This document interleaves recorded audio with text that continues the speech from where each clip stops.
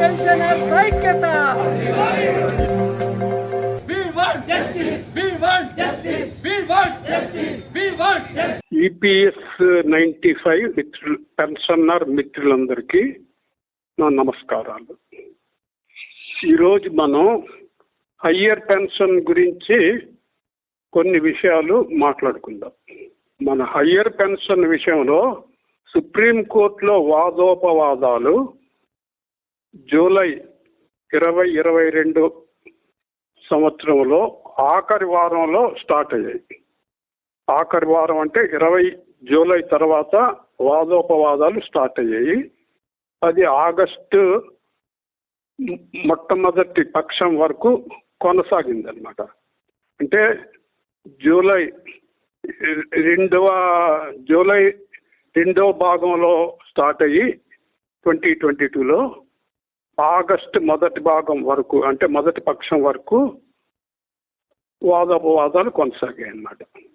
అప్పుడు వీళ్ళు ఏం చేశారంటే ఈపీఎఫ్ వాళ్ళు ఆగస్టు 5వ తారీఖు నాడు అంటే వాదోపవాదాలు జరుగుతున్న టైంలో ఇంచుమించుగా ఆఖరి రోజుల్లో ఒక సెకండ్ ఎఫిడవిట్, రెండో ఎఫిడవిట్ సబ్మిట్ చేశారు. ఈపీఎఫ్ సుప్రీంకోర్టుకి, ఉన్నత న్యాయస్థానానికి ఒక సెకండ్ ఎఫిడవిట్ సబ్మిట్ చేశారు. అందులో వీళ్ళు 1,03,00,000 మందికి హయ్యర్ పెన్షన్కి అర్హత ఉన్నది, వీళ్ళకి హయ్యర్ పెన్షన్ ఇస్తే ఎంత ఖర్చు అవుతుంది అని వీళ్ళు అందులో పొందుపరిచారు అన్నమాట. అంతకుముందు ఫస్ట్ ఎఫిడవిట్ సబ్మిట్ చేశారు. అది వాదోపవాదాలు స్టార్ట్ అవ్వడానికి ముందే, 1 సంవత్సరం ముందే సబ్మిట్ చేశారు. అందులో కేవలం ఎగ్జెంప్టెడ్ ఎస్టాబ్లిష్మెంట్స్ నుంచి 92,55,580 మందికి హయ్యర్ పెన్షన్కి అర్హత ఉన్నది అని చెప్పి దానికి ఎంత ఖర్చు అవుతుంది అది కూడా ఉదహరించి ఇది మొట్టమొదటి ఎఫిడవిట్లో పొందుపరిచారన్నమాట.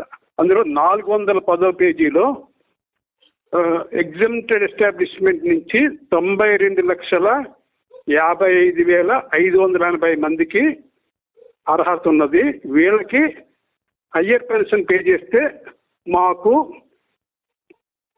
8,73,263.75 crores అవుతుంది అని వీళ్ళు సుప్రీంకోర్టుకి తెలియపరిచారు అన్నమాట.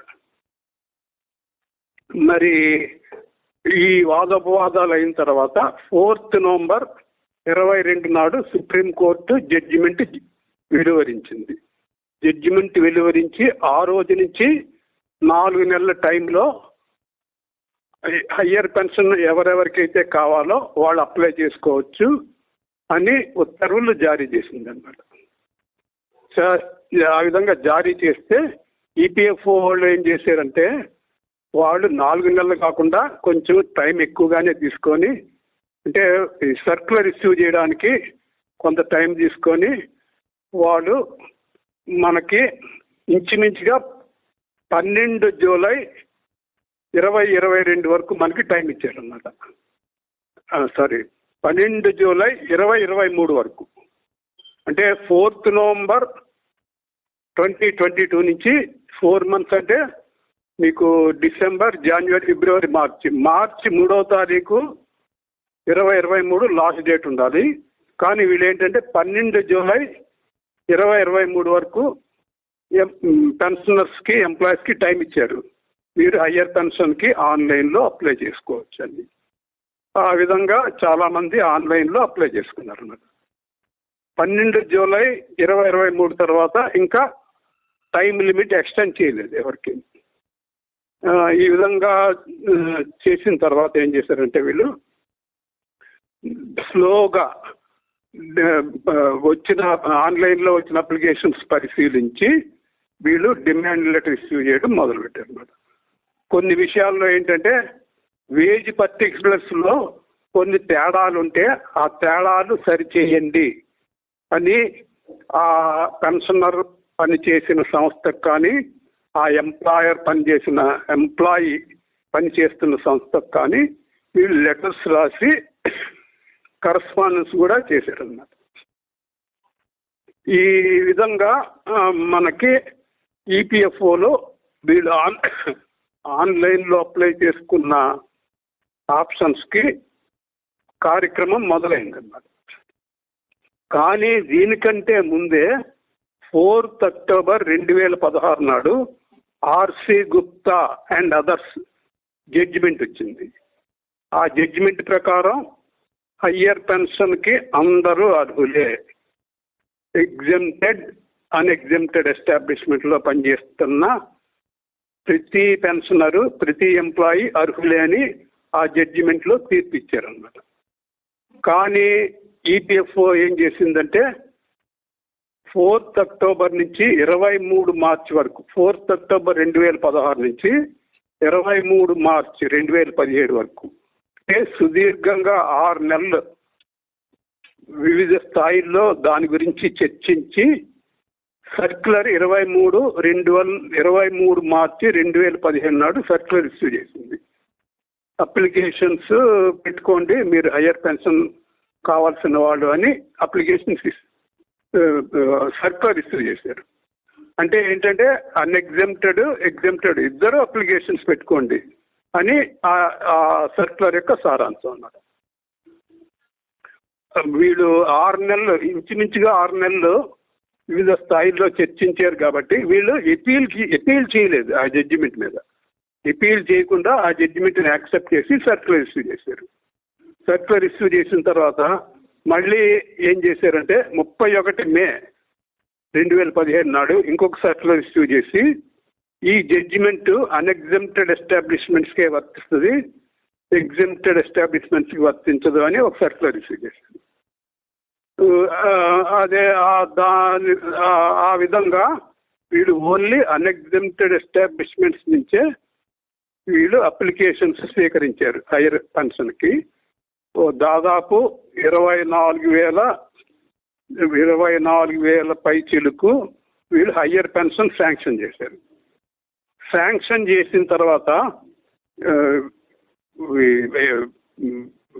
పెన్షనర్స్ వాళ్ళు హయ్యర్ పెన్షన్ తీసుకుంటుంటే వీళ్ళు ఈ మధ్యలో ఇంకేం చేశారంటే 26(6) అనే పేరా కింద మీరు సర్వీస్లో ఆప్షన్ ఇచ్చారా లేదా అని పెన్షనర్స్ సర్వీస్లో ఉండగా ఎంప్లాయీస్ ప్రావిడెంట్ ఫండ్ స్కీమ్ 1952 కింద 26(6) పేరా కింద ఆప్షన్ ఇచ్చారా లేదా అని వెరిఫై చేశారు.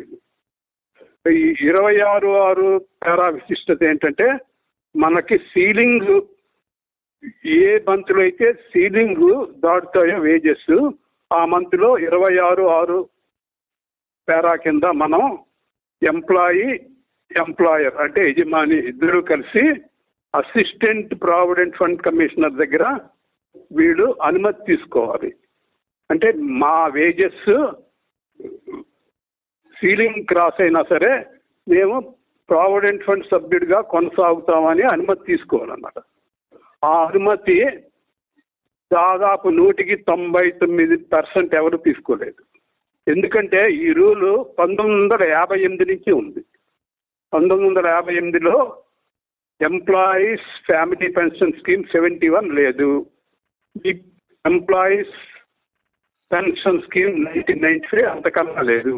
కానీ ఇది ప్రావిడెంట్ ఫండ్ స్కీమ్కి సంబంధించింది కాబట్టి ప్రావిడెంట్ ఫండ్ స్కీము 1/11/1952 నుంచి అమల్లోకి వచ్చింది కాబట్టి ప్రతి ఒక్క వ్యక్తి ప్రావిడెంట్ ఫండ్ స్కీమ్లో ఉన్న ప్రతి సభ్యుడు 26(6) పేరా కింద ఆప్షన్ ఇవ్వాలన్నమాట. కానీ ఎవరో 199 మంది ఎవరు ఇవ్వలేదు ఆప్షన్.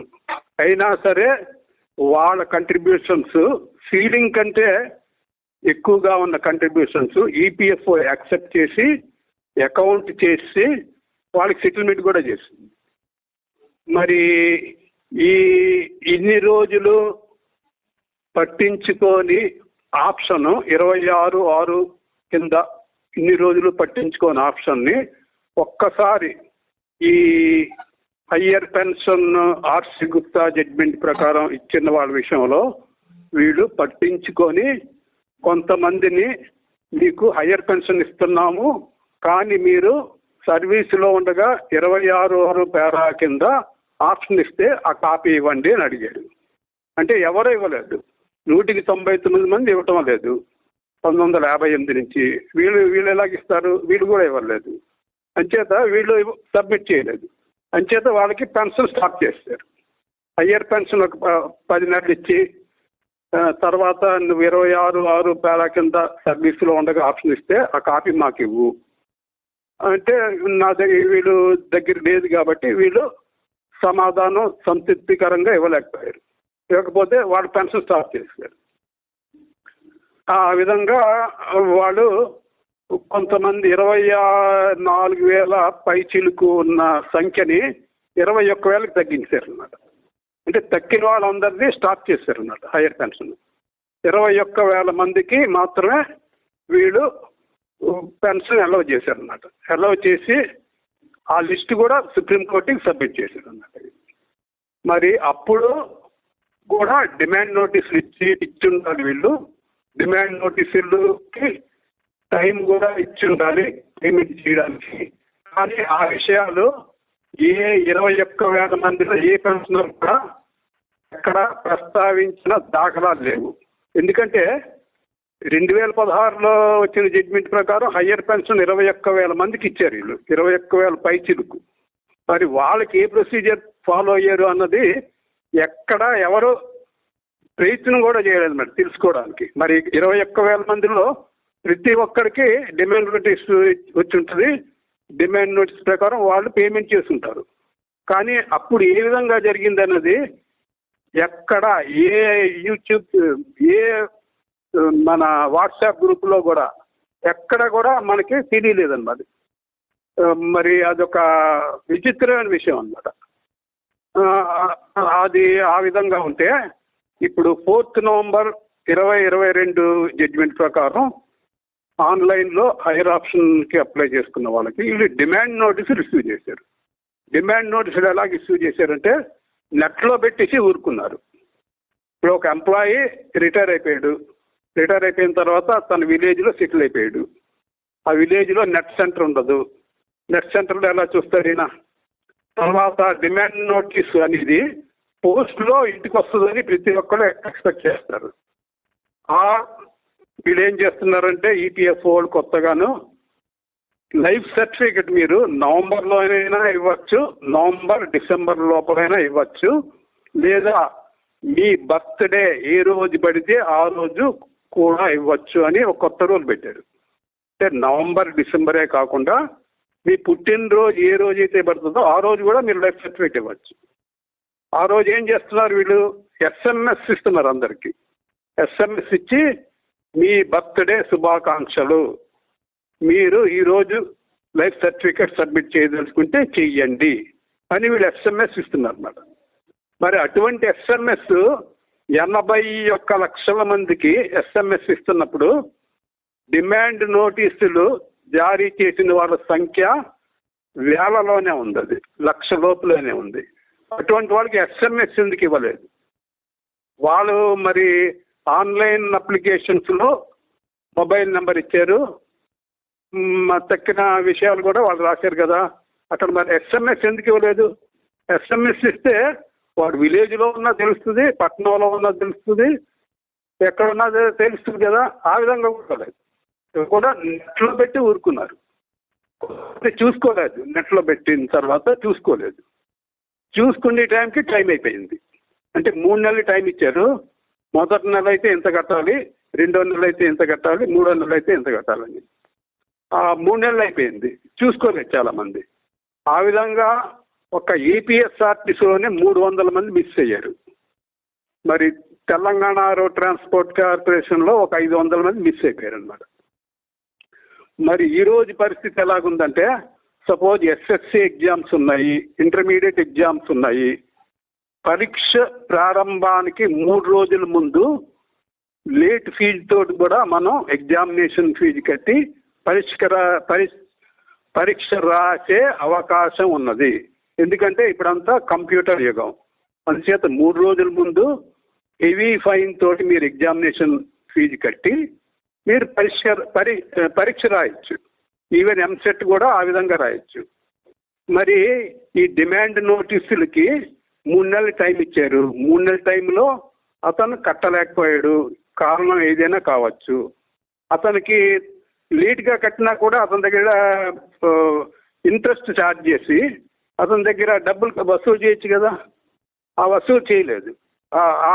ఆ విధంగా అలౌ చేయలేదు. చాలామంది అడిగితే మేము అలౌ చేయము, మీరు 3 నెలల లోపల కట్టలేదు కాబట్టి మీకు మీకు మీకు హయ్యర్ పెన్షన్ వచ్చే ఛాన్స్ పోయింది అని వీళ్ళు చెప్తున్నారు అన్నమాట.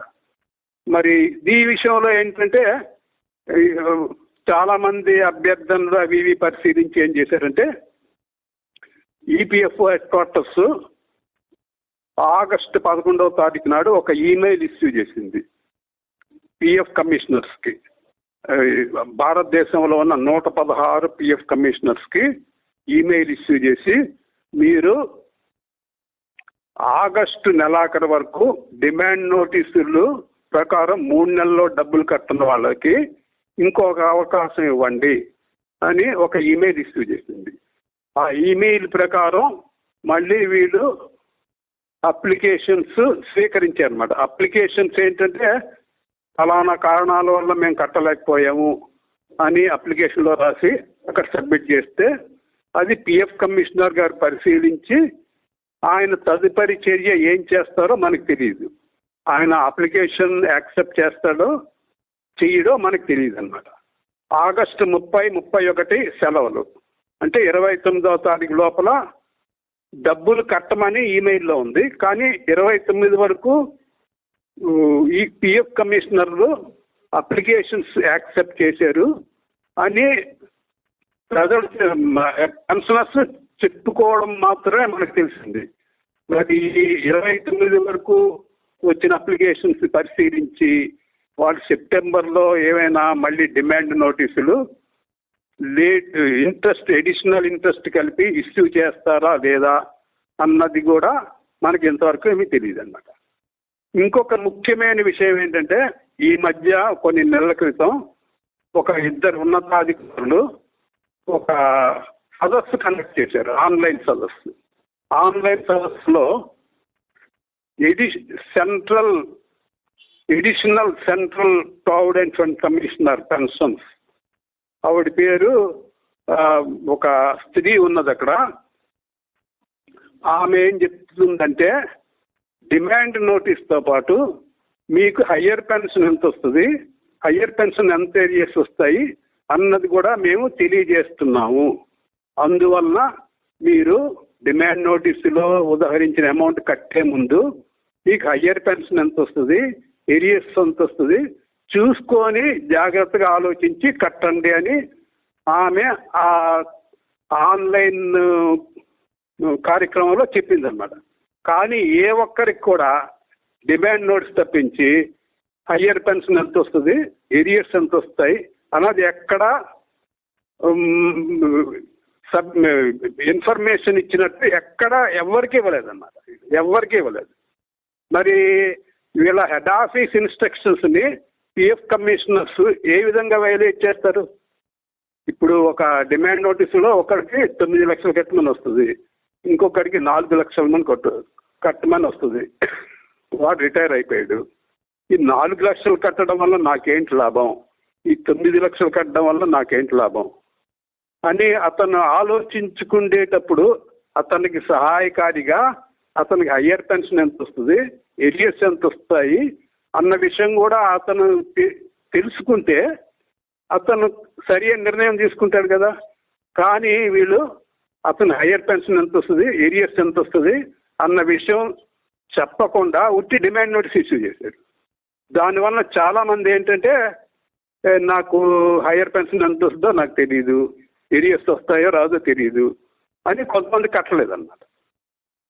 మరి ఈ విధంగా మరి పెన్షనర్స్ 2004 నుంచి 2022 వరకు సుప్రీంకోర్టులోను హైకోర్టులోను పోరాడి వాళ్ళు సాధించుకున్న దాన్ని ఈ విధంగా ఈపీఎఫ్ఓ సరైన సహకారం అందించకపోవడం వల్ల చాలా మంది డిమాండ్ నోటీసుల ప్రకారం డబ్బులు కట్టలేకపోయారు అన్నమాట.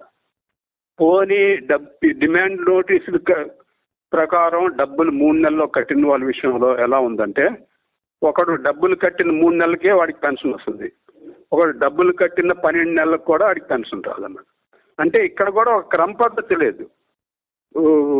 ముందు కట్టిన వాడికి ముందు ఇవ్వాలి, లేటుగా తర్వాత కట్టిన వాడికి తర్వాత ఇవ్వాలి కదా పద్ధతి ప్రకారం. ఇక్కడ లేదన్నమాట, అటువంటి పద్ధతి ఏదీ లేదు. ఒకడికి జూలైలో కట్టాడంటే అక్టోబర్లో పెన్షన్ వచ్చేస్తుంది, లేకపోతే నవంబర్లో వస్తుంది. ఒకడు అదే జూలైలో కడతాడు, వాడికి నెక్స్ట్ ఇయర్ జూలై వరకు కూడా రాదన్నమాట. ఆ విధంగా కూడా జరుగుతుందన్నమాట ఇక్కడ. తర్వాత ఇంకొక విషయం ఏంటంటే, ఎగ్జెంప్టెడ్ ఎస్టాబ్లిష్మెంట్స్ అంటే ఎగ్జెంప్టెడ్ ఎస్టాబ్లిష్మెంట్స్ వాళ్ళకి ఎగ్జెంప్టెడ్ ట్రస్ట్లు ఉంటాయన్నమాట. బిహెచ్ఏలోనే ఒక మినీ పిఎఫ్ కమిషనర్ ఆఫీస్ ఉంటుంది, అలాగే హెచ్ఏఎల్లో కూడా ఒక మినీ పిఎఫ్ కమిషనర్ ఆఫీస్ ఉంటుంది. అంటే in house PF commissioner office అంటారు అన్నమాట దాన్ని. అలాగే ఓఎన్జీసీలో ఒక in house PF commissioner office లాంటిది ఉంటుంది అనమాట. ఆ పిఎఫ్ కమిషనర్ ఆఫీసులో పనిచేసే సిబ్బంది, ఆ సెక్రటరీ, వీళ్ళంతా బిహెచ్ఏఎల్ ఎంప్లాయీస్ కింద వస్తారనమాట. Or HAL employees or ONGC employees కింద వస్తారనమాట. వీళ్ళకి ఏంటంటే అదొక మినీ ఈపీఎఫ్ఓ ఆఫీస్ కింద ఉంటుంది కాబట్టి అక్కడ కూడా బోర్డ్ ఆఫ్ ట్రస్టీస్ ఉంటారు. తర్వాత ట్రస్ట్ రూల్స్ ఉంటాయి అన్నమాట. ట్రస్ట్ రూల్స్ ఉంటాయి, వాళ్ళు ఆ ట్రస్ట్ రూల్స్ ప్రకారం కార్యకలాపాలు సాగిస్తుంటారు అన్నమాట. ఇప్పుడు హయ్యర్ పెన్షన్కి అప్లై చేసుకున్న వాళ్ళు బిహెచ్ఎల్ నుంచి ఉంటారు, ఓఎన్జీసీ నుంచి ఉంటారు, హెచ్ఏఎల్ నుంచి ఉంటారు, ఏపీఎస్ఆర్టీసీ నుంచి ఉంటారు, టీఎస్ఆర్టీసీ నుంచి కూడా ఉంటారు. ప్రతి ఎగ్జెంప్టెడ్ ఎస్టాబ్లిష్మెంట్ నుంచి కూడా ఉంటారు అన్నమాట. కానీ వీళ్ళు ఏం చేస్తున్నారంటే మళ్ళీ ఇప్పుడు ట్రస్ట్ రూల్స్ వెరిఫై చేస్తున్నారు. మీ ట్రస్ట్ రూల్స్ పెర్మిట్ చేస్తున్నాయా హయ్యర్ పెన్షన్కి అని వెరిఫై చేసి 100కి దాదాపు 70% రిజెక్ట్ చేసేస్తున్నారు. మరి మీరు సుప్రీంకోర్టుకి సబ్మిట్ చేశారు కదా 92 లక్షల చిల్లర ఎగ్జెంప్టెడ్ ఎస్టాబ్లిష్మెంట్స్లో పనిచేస్తున్న ఎంప్లాయీస్కి హయ్యర్ పెన్షన్ వస్తుంది, దానికి ఇంత ఖర్చు అవుద్దని మీరు సర్వోన్నత న్యాయస్థానానికి మీరు ఆల్రెడీ సబ్మిట్ చేశారు. సబ్మిట్ చేసే ముందు మీరు ఎగ్జెంప్టెడ్ ఎస్టాబ్లిష్మెంట్స్ తాలూకా ట్రస్ట్ రూల్స్ వెరిఫై చేసే కదా మీరు ఆ ఫిగర్ ఇచ్చింది. మళ్ళీ ఇప్పుడు ఎందుకు వెరిఫై చేస్తున్నారు మళ్ళీ అన్నదే ఒక క్వశ్చన్ అన్నమాట.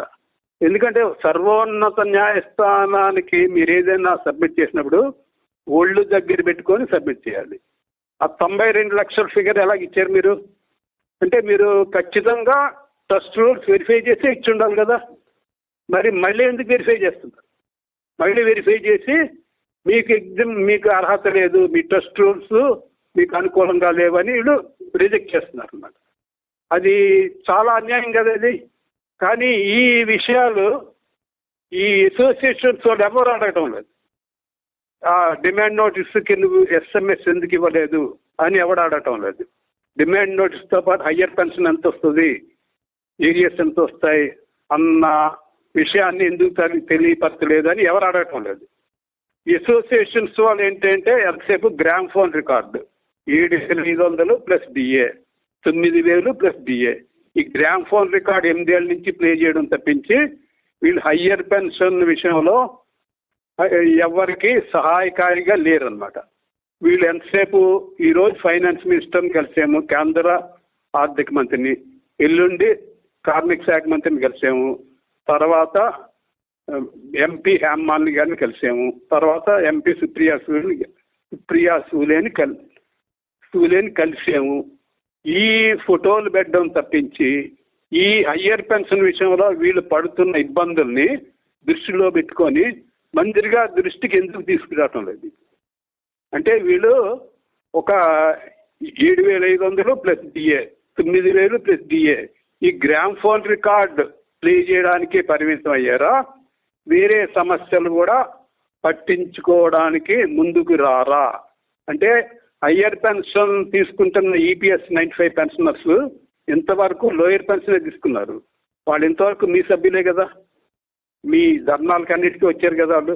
ఈరోజు వాళ్ళకి ఏదో సుప్రీంకోర్టు అనుకూలంగా తీర్పిచ్చింది కాబట్టి వాళ్ళకి ఇప్పుడు హయ్యర్ పెన్షన్ వచ్చింది. కానీ మొన్నటి వరకు వాళ్ళు కూడా లోయర్ పెన్షనే తీసుకున్నారు. మీ ఢిల్లీలో ధర్నాకు వచ్చారు, మరి వాళ్ళ గురించి మీరేం పట్టించుకోరా? మరి ఏ ఫోటోలో కూడా ఈ సంఘాలు రిలీజ్ చేసిన, అసోసియేషన్స్ రిలీజ్ చేసిన ఫోటోల్లో ఎక్కడ హయ్యర్ పెన్షన్ సమస్యల్ని కార్మిక మంత్రితో కానీ, ఈపీఎఫ్ఓ అఫీషియల్స్తో కానీ, secretary ministry of labour and ఎంప్లాయ్మెంట్తో కానీ చర్చించిన దాఖలాలు ఎక్కడా లేవు. దీన్ని బట్టి ఏంటంటే ఈ పిఎఫ్ కమిషనర్స్ యొక్క నిర్లక్ష్య ధోరణి వలన 100కి దాదాపు 80 పైచిలుకు మందికి హయ్యర్ పెన్షన్ తీసుకునే అవకాశం కూడా పోయిందన్నారు. అంటే వీళ్ళ యొక్క సరైన రీతిలో వీళ్ళకి సమాచారం ఇవ్వకపోవడం వల్ల పెన్షనర్స్కి 100కి 80 మంది హయ్యర్ పెన్షన్కి అర్హత ఉన్నా సరే వాళ్ళు పొందే అర్హత కోల్పోయారు. ఇది చాలా విచారకరమైన విషయం. ఈ విషయంలో ఈపీఎస్ 95 అసోసియేషన్స్ యొక్క సహాయ సహకారాలు పూర్తిగా శూన్యమని మీకు నేను విన్నవించుకొని మీ దగ్గర సెలవు తీసుకుంటాను.